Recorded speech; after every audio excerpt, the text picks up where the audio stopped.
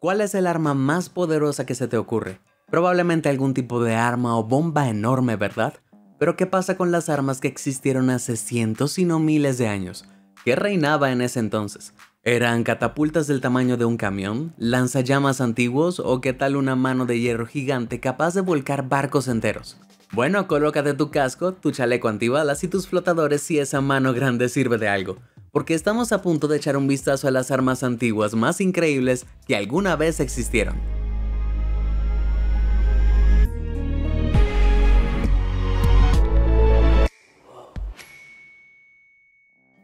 Hwacha. Cuando la mayoría de la gente piensa en lanzacohetes, imagina armas de alta tecnología que lanzan una gama innovadora de proyectiles. Sin embargo, por avanzados que parezcan, no son un invento reciente. De hecho, los primeros lanzacohetes registrados se remontan a la China del siglo XI. Sus vecinos pronto se dieron cuenta y en 1409, durante la Era Común, se lanzó un modelo coreano, conocido como Hwacha, literalmente. Ahora, es posible que no esperes mucho de un arma de 600 años, pero esta cosa tuvo un gran impacto. A primera vista, el Hwacha no parece demasiado letal. Es un carro de madera con palos atravesando una caja en su parte superior. Excepto que no son palos, son 100 flechas explosivas. Y eso tampoco es una caja, es una plataforma de lanzamiento. Cada tubo de papel lleno de pólvora tenía un fusible adjunto como fuegos artificiales, todos los cuales estaban unidos para formar un fusible largo. Entonces, en lugar de encender la mecha para cada flecha individualmente, cuando se encendía la mecha principal, las 100 flechas se dispararían aproximadamente al mismo tiempo. Imagínate estar en el campo de batalla cuando de repente una ola de flechas propulsadas por explosivos comienzan a llover a tu alrededor. No es para nada bonito. Y tampoco pienses en huir, porque se cree que el alcance de estos lanzadores explosivos era cercano a los 500 metros. Para algún contexto, eso es aproximadamente un 38% más que el rango de arqueros medievales, que habrían usado arcos y flechas al mismo tiempo. Supongo que se podría decir que los soldados enemigos tenían que huir si veían esto en el campo de batalla. El lanzafuego. Si tuvieras que adivinar cuándo dirías que se crearon las armas de fuego por primera vez, parecen bastante modernas, quizás en el siglo XVIII, XVII. Bueno, sorprendentemente la primera arma que funciona con pólvora en realidad se remonta al siglo X, el año 950 de la Era Común para ser específico. La lanza de fuego, como se llamaba entonces, se creó en China durante las históricas guerras de Jin Song. Era un arma parecida a una lanza de asta, y atada al frente había un tubo de bambú lleno de pólvora y una cerilla lenta. Una vez que se encendía la mecha, el tubo de pólvora bombeaba un chorro de llamas hacia el enemigo. Conocido como un antiguo lanzallamas, a medida que la pólvora se modificó y mejoró a lo largo de los siglos, también lo hizo el poder de la lanza de fuego. En una versión se metían perdigones en el tubo de bambú y se disparaban como balas, conocida como una antigua escopeta lanzallamas. En el siglo XIII, las lanzas de fuego descartaron la punta de lanza a favor de confiar únicamente en la explosión de pólvora. El arma se volvió tan poderosa que los proyectiles que dispararon por sí solos tenían la fuerza suficiente para herir fatalmente a las personas. Pero a pesar de lo rudo que suena, hubo algunos inconvenientes serios. Las armas fueron diseñadas para disparar solo 1 o 2 disparos. Además, el alcance efectivo del arma era de solo 3 metros, lo que significaba que tenías que acercarte mucho a tu enemigo si querías derribarlo. A pesar de estas limitaciones, no pasó mucho tiempo para que corriera la voz sobre la nueva arma en el bloque. A fines del siglo XIV, estos morteros malévolos no solo estaban causando estragos en el este de Asia, sino que se habían extendido a Medio Oriente y Europa. Parece que la gente de todo el mundo la estaba pasando en grande. El lobo de guerra. De acuerdo, solo el nombre del lobo de guerra es suficiente para infundir miedo en el corazón de un hombre duro. Suena increíblemente rudo, pero ¿a qué tipo de arma podría pertenecer ese nombre? ¿La gente montó lobos reales y los colocó en el frente? Bueno, lamentablemente no. En realidad es una especie de catapulta, una máquina de asedio medieval que se usa para lanzar piedras grandes u otros misiles a una fortaleza enemiga. Pero no es la catapulta de tu abuelo, es esta catapulta gigante. Con una asombrosa altura de 18 metros, se cree que esta bestia es el diseño más grande de una catapulta jamás creado. Estas mega máquinas funcionan mediante el uso de un contrapeso masivo, que se eleva y se mantiene en posición mediante un mecanismo de activación. Cuando se suelta el gatillo, el contrapeso cae y la eslinga se eleva hacia arriba, arrojando rocas o proyectiles de fuego a cientos de metros por el aire. El lobo de guerra fue creado en el siglo XIV, cuando Inglaterra estaba luchando contra Escocia. En 1304 el castillo de Stirling, gracias a sus enormes muros y su alto mirador, fue el último bastión escocés que se resistió al dominio inglés. Durante 4 meses los ingleses atacaron el castillo de Stirling, bombardeando constantemente la fortificación con bolas de plomo, pero no cayó. Entonces Eduardo I, el rey de Inglaterra, trajo al lobo de guerra. La enorme catapulta tomó 5 carpinteros y 49 trabajadores durante 3 meses para completarla, pero valió la pena. Cuando el lobo de guerra estuvo terminado, solo verlo aparentemente fue suficiente para convencer a los resistentes escoceses de que se rindieran. Pero Eduardo no escuchó. Después de todo, ¿de qué sirve construir un juguete si no lo vas a usar? Y vaya que sí lo usó. Las estimaciones modernas afirman que la catapulta arrojó rocas de 136 kilogramos a más de 198 metros a una velocidad de 193 kilómetros por hora. No hay premios por adivinar lo que el lobo de guerra le hizo al castillo de Stirling. Sí, el muro cortina de la fortificación fue completamente demolido. ¿Feliz ahora, Eduardo? Bueno, ¿sabes qué pondrá una sonrisa en mi cara? Si presionas esos botones de me gusta y suscribirse. ¿Qué estás esperando? ¿Todo listo? ¡Excelente! Ahora sigamos con más. El Bagnac. Cualquiera que haya visto a Wolverine sabe cuán letal pueden ser tener garras de metal en las manos. Sí, está bien, técnicamente son un metal inventado llamado adamantio, pero increíblemente algo así existe en la vida real. De acuerdo, nadie ha fabricado nunca garras de acero que sobresalgan de los nudillos humanos, pero esta arma se acerca bastante. El Bagnac, también conocido como garra de tigre, es un pequeño dispositivo de corte de 5 centímetros de largo que proviene de la India del siglo XVII. Los 2 anillos de cada lado de esta arma afilada permitían insertar el arma en los dedos del usuario, por lo que parecía una garra. Y si no eres un fanático de las hojas largas, las versiones más pequeñas del Bagnac también podrían ocultarse discretamente en tu palma hasta que sea el momento de derribar a un enemigo desprevenido. Si triturar a tu oponente como un tigre no fuera suficientemente letal, algunas personas incluso envenenaron sus garras. Entonces tu enemigo no solo quedaría con heridas profundas, sino también con veneno corriendo por el torrente sanguíneo. Una versión modificada del Bagnac incluso vino con una hoja incorporada en el costado, en caso de que rasgar a tus enemigos hasta la muerte no fuera suficiente. De repente Wolverine no parece tan rudo. La garra de Arquímedes. Desde garras pequeñas hasta garras grandes, saluda a la garra de Arquímedes. La leyenda dice que esta antigua arma era de hecho una garra de algún tipo. A pesar del nombre, no se usó para hacer un rasguño de gran tamaño a los enemigos. En 214 a.C., durante el asedio de Siracusa, flotas de barcos romanos atacaban la ciudad que ahora constituye la Sicilia moderna. Entonces, ¿cuál fue la resolución? Bueno, crear esta colosal máquina de garras. Esta arma, similar a una sala de juegos, ideada por el inventor griego Arquímedes, se usó como defensa contra los barcos que se acercaban a los muros marinos de la antigua ciudad. Los relatos históricos describen la garra de Arquímedes actuando como una grúa sobre la pared, equipada con una especie de garfio al final. La cadena a la que se unía el gancho estaba controlada por un sistema de poleas y vigas. Entonces, cuando un barco enemigo se acercaba al malecón de Siracusa, la garra se bajaba hacia el barco atacante. Una vez que tenía una garra en el barco, los hombres o los bueyes usaban el sistema de poleas para levantar el gancho, levantando el barco con él. Con el barco levantado, se soltaría repentinamente, chocando contra el agua y aplastando el barco. Incluso si el barco no fue destruido, hubo relatos escritos que detallaban cómo el gancho volcaría los barcos y causaría una gran confusión. Si bien no quedaron dimensiones, se crearon versiones gigantes de la garra basadas en sus descripciones limitadas para probar su plausibilidad, muchas de las cuales lograron levantar un barco del mar. Puede que no haya pruebas de que una gran garra poderosa haya existido realmente, pero ciertamente sí. Ahora que sé que pudo haber existido, ¿está mal que quiera una? Los Hellburners. Ahora no podría mencionar barcos sin hablar de Hellburners. Puede que suenen como la última banda de punk rock, pero las naves Hellburners fueron en realidad una de las armas más brutales de la historia. Como su nombre demuestra, estos no eran barcos regulares, estos eran barcos de fuego, barcos llenos de explosivos incendiados a propósito y dirigidos hacia una flota enemiga. ¿El resultado? Una gran detonación, muchas explosiones y muchas naves enemigas aniquiladas. En 1585, los barcos españoles rodeaban la entonces ciudad holandesa de Amberes. Para salvar la ciudad, los holandeses encargaron al genio en combate italiano, Federico Giambelli, que creara la respuesta del siglo XVI a una explosión nuclear. Dentro de 2 naves, Giambelli construyó cámaras. Dentro de cada cámara empacó 3.000 kilogramos de pólvora, y luego las cámaras se rodearon con rocas, ganchos y metal para hacer que el impacto de la explosión fuera un poco más destructivo.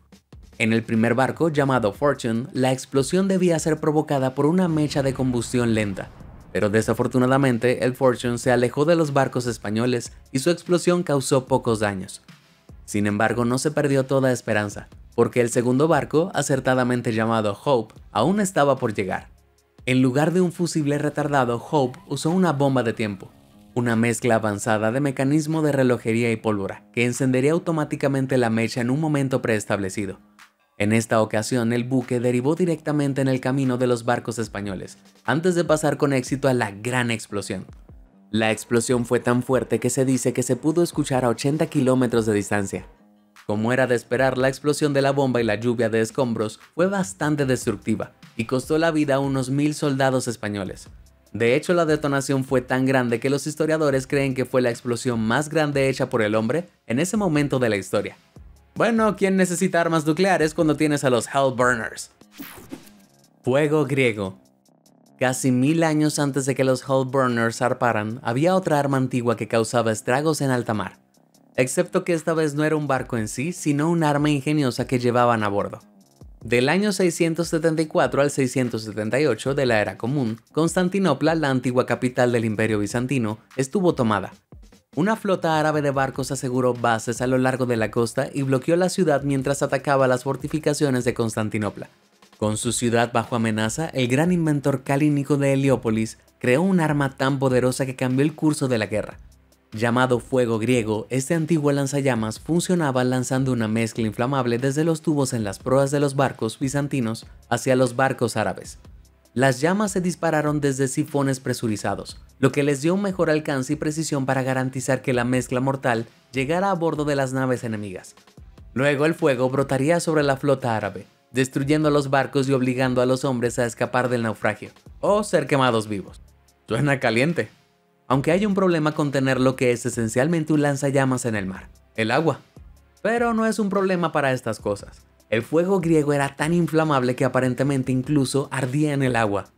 El arma fue tan efectiva que aniquiló a la marina árabe y puso fin al asedio de 4 años. Probablemente te estés preguntando qué podría crear un líquido tan peligroso.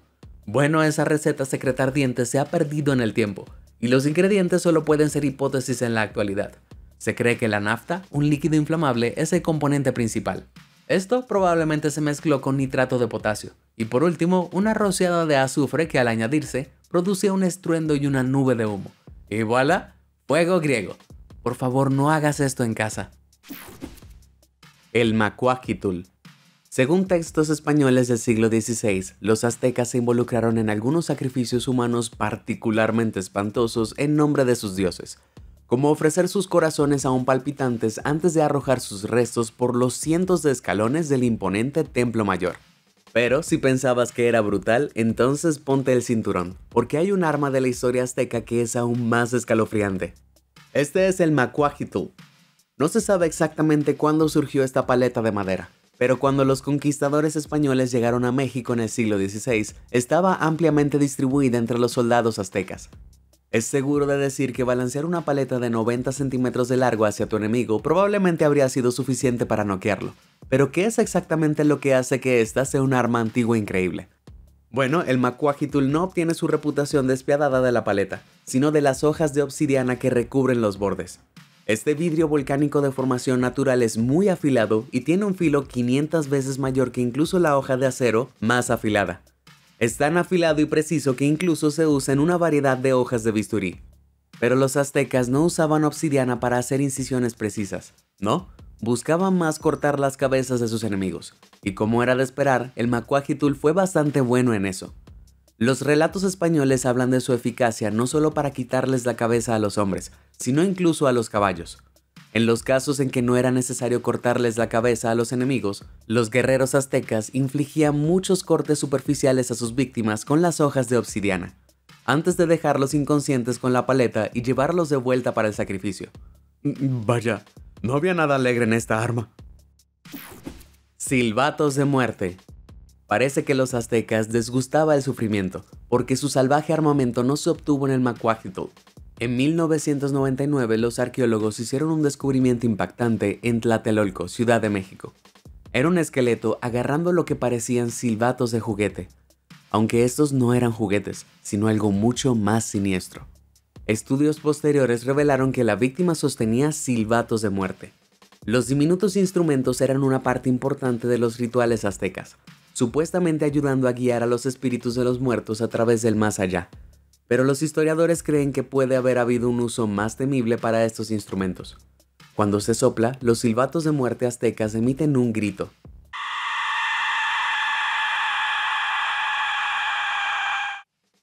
¡Oh, Dios! Se teoriza que los aztecas usaron estos silbatos como una forma de guerra psicológica. Cuando los conquistadores españoles se enfrentaron con los aztecas en el siglo XVI, describieron a los guerreros aztecas usando tambores, conchas y otros instrumentos durante la batalla. Supuestamente, el sonido colectivo de cientos de gritos psicóticos habría sido táctica para confundir y desconcertar a los enemigos a los que enfrentaban los aztecas. Y pensé que los actos de matar caballos eran tan malos como podían ser. El urumi. ¿Qué es una espada? Un arma afilada y rígida, ¿cierto? Bueno, resulta que no todas las espadas antiguas siguen esas reglas, como este invento loco que se parece más a una correa de perro que a una espada. Pero por extraño que parezca, en realidad es una hoja bastante formidable. El urumi, como se le conoce, apareció por primera vez en la India. No se sabe exactamente cuándo se empezó a usar esta espada, pero algunos expertos creen que se remonta al periodo Sangam, hace unos 1800 años. En lugar de apuñalar, la hoja de acero de borde flexible del urumí permite a los portadores usar esta arma como un látigo. Pero no siempre es una sola hoja de azote lo que causa el daño, ni mucho menos. Los urumís de Sri Lanka pueden tener hasta 32 cuchillas, cada una de las cuales alcanza longitudes de hasta 1,5 metros. Los bordes afilados de esta arma son capaces de cortar o hacer tropezar a un enemigo. Además de eso, las hojas flexibles permiten al urumí azotar el escudo de un enemigo. Nadie está a salvo de esta cosa, ni siquiera el portador. Sin buenas habilidades para azotar, un luchador sin entrenamiento tiene las mismas posibilidades de lastimarse a sí mismo que de derribar a un enemigo. Pero por brutal que suene esta arma, hay algo aún más rudo en ella. Después de terminar de balancearse y cortar, algunos diseños de urumí incluso se pueden envolver alrededor de la cintura del portador como un cinturón. ¿Quién dijo Gucci? El escudo con farol. El Renacimiento italiano es famoso por ser una época de descubrimientos, con diseños de Leonardo da Vinci y Miguel Ángel que revolucionaron Europa occidental. Pero hay una pieza de ingenio que eclipsa incluso el trabajo de estos grandes. Aquí tenemos el escudo de la linterna. Y sí, como sugiere el nombre, es un escudo con un farol. ¿Por qué no? No se sabe exactamente quién inventó esta extraña arma, pero se cree que se originó en la Italia del siglo XV.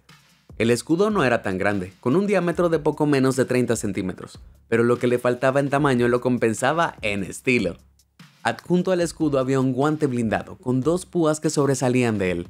Y si eso no fuera lo suficientemente espinoso, se colocó una hoja de espada larga y recta debajo del guante blindado.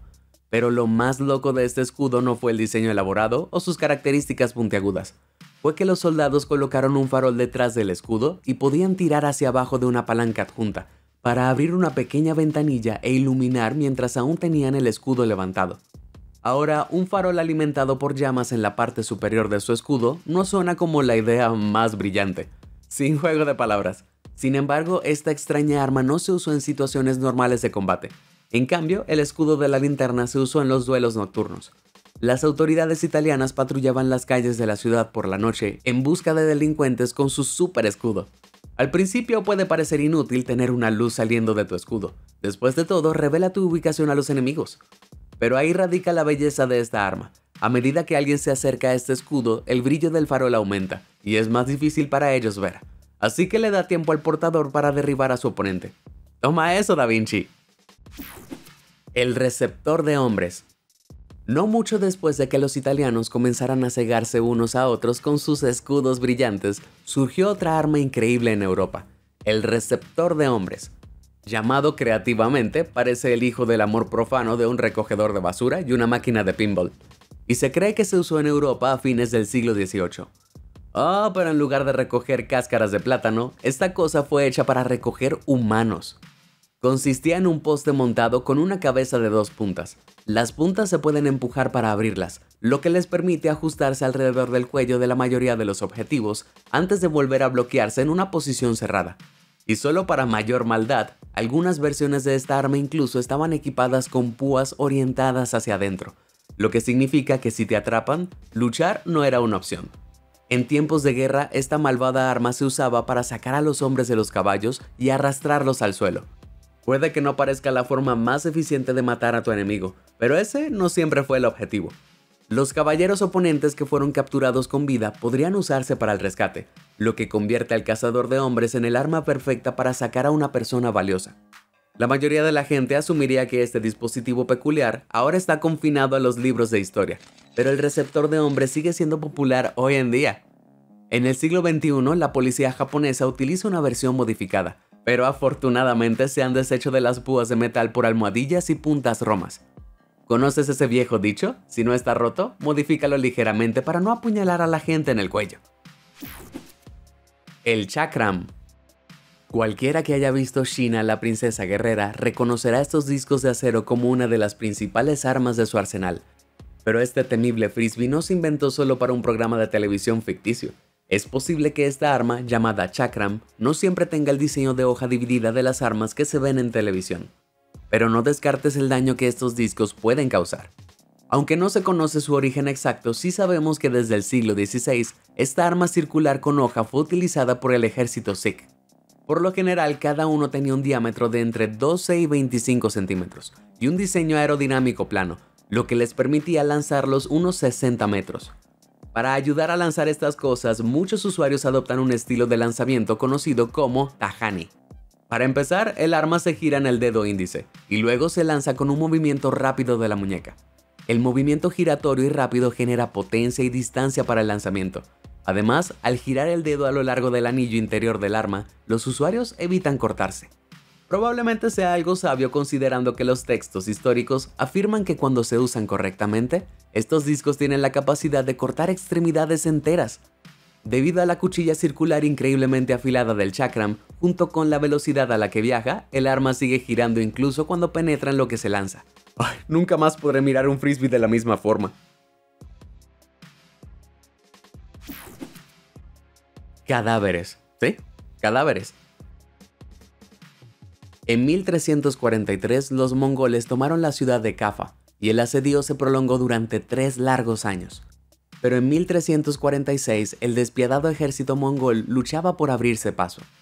Para empeorar las cosas se enfrentaban a un brote mortal de la peste bubónica, más conocida como la peste negra. La peste bubónica era una infección fatal, causada por la picadura de pulgas infectadas que viajaban en roedores, y una vez mordidas, las víctimas sufrían fiebres altas, calambres musculares y bubones, grandes forúnculos circulares alrededor de sus axilas e ingles. ¡Qué asqueroso! La única bendición es que el sufrimiento no duró mucho, ya que la mayoría de los infectados fallecieron en menos de 8 días después de la infección inicial. A pesar de los horrores de la peste negra, el gobernante mongol, Hani Bek, se negó a abandonar el asedio. En cambio, se le ocurrió un plan horrible. En lugar de desechar los cuerpos infectados, los mongoles los ataron a balas de cañón y los catapultaron sobre las murallas de Kaffa. Esta es la guerra biológica del siglo XIV en su máxima expresión. Entonces, los ciudadanos de Kaffa no solo tenían que lidiar con que su ciudad fuera rodeada, sino que ahora también llovían cadáveres infectados sobre ellos. A pesar de los esfuerzos de la gente de Kaffa para deshacerse de los cuerpos, la ciudad se infectó rápidamente. Si bien el plan de Jani Bek de enviar a Kaffa al colapso funcionó, también hubo una consecuencia no deseada de esta malvada arma. Los que sobrevivieron a la terrible experiencia navegaron hacia Europa occidental y sin darse cuenta, trajeron consigo la peste. Y con eso, la peste negra destruyó Europa, con un número de muertos en torno a los 50 millones. Muchas gracias, Jani Bek. El Odachi. Durante siglos las espadas han sido una de las armas más populares de la humanidad. Sus formas y pesos variables los convierten en el arma perfecta para llevar y sacar rápidamente si surge un problema. Pero hay una espada antigua que no se adhiere a estas reglas. En el Japón del siglo XIV, un tipo de espada reinaba supremamente, el Odachi. Tu Odachi promedio midió 3 shaku, que era aproximadamente 90 centímetros. Teniendo en cuenta que las espadas largas de la época tenían aproximadamente la misma longitud, estas eran hojas bastante largas, pero el Odachi no se detuvo en 3 shaku. Una hoja de 5 shaku, una que tenía aproximadamente 1,5 metros de largo, tenía el doble de la longitud de una espada promedio. De hecho, era tan largo que era imposible sacarlo de una funda en la cintura, o el portador lo llevaba en la espalda o tenía un sirviente que lo llevaba por ellos. Suerte para algunos.